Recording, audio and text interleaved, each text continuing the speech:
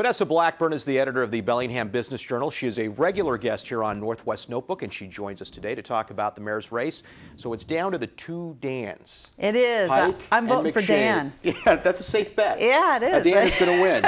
What surprised you about this race? I think McShane's taking first didn't surprise anybody, but Dan Pike comes out of nowhere, it seems like. Well, you know, I talked to a lot of well-connected people before the race, and some folks that are known to be able to call local races within 3 percentage points had no idea how this race was going to turn out. So I think there were maybe some real big surprises just because the whole race was up in the air.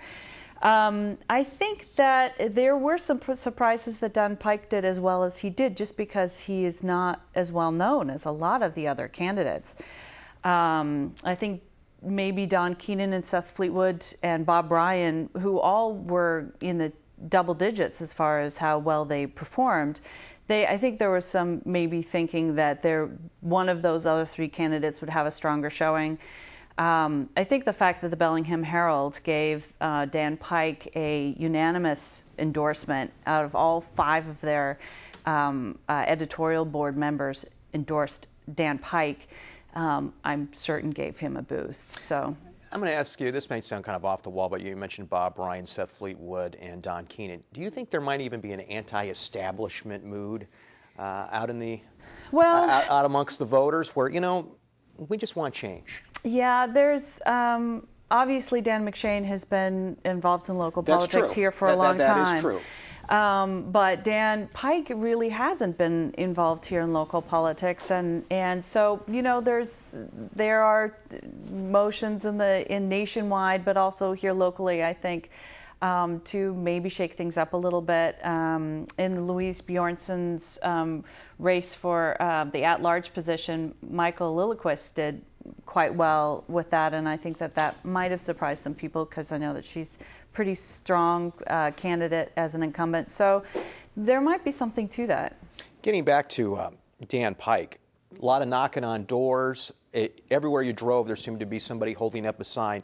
It really goes to show that here in Bellingham, retail politics, the old-fashioned way, really does work.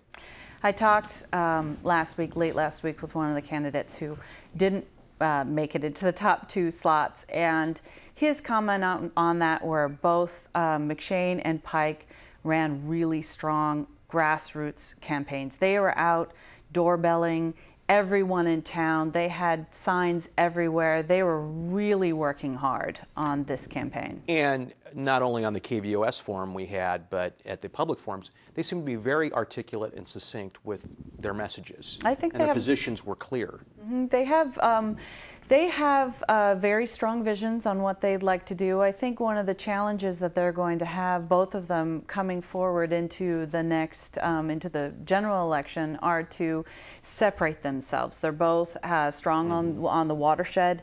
They both have growth policies that I think, from my perspective, are pretty similar. And so, you know, I think coming into the next segment of this election cycle, they're going to have to really define, okay, how am I different than the other Dan? Right. It's really easy to be kind of a generic candidate in a primary, isn't it? Well, I mean, you want to stick out, but at the same time, you don't have to you can play it a little safer, maybe. Yeah, I think that's probably true. I think that, you know, one of the things in Bellingham with this election specifically, there's only 200 votes that separated the two Dans in the top tier, and 26.5%, I think, is what Dan McShane had and that's not a huge super majority. So it's going to be interesting to see where some of the other supporters of other candidates, where they move their vote to, and I think how the candidates present themselves from here on out to influence those other 50% of Bellingham, that's really going to define how this race turns out. What does your gut tell you, the people that you've talked to since the election? Well, I think that maybe McShane has a little bit of an edge over Pike just because he is so well known here, and I think a lot of folks who supported some of the other candidates might go to him. But Dan Pike has run a very tight campaign, and he really came forward quickly. So, and he's been working hard. So I really think it's going to be a close one. So if somebody wants to pick up a copy of the Bellingham Business Journal, where can they get one? They can get one at Any Hagen here in town, at the newsstand downtown, Village Books in Fairhaven, and Barnes & Noble and on the Guide. And election coverage we can expect in the BBJ?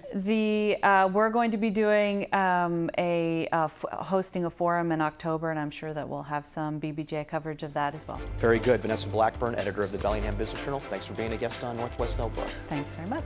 We'll be right back.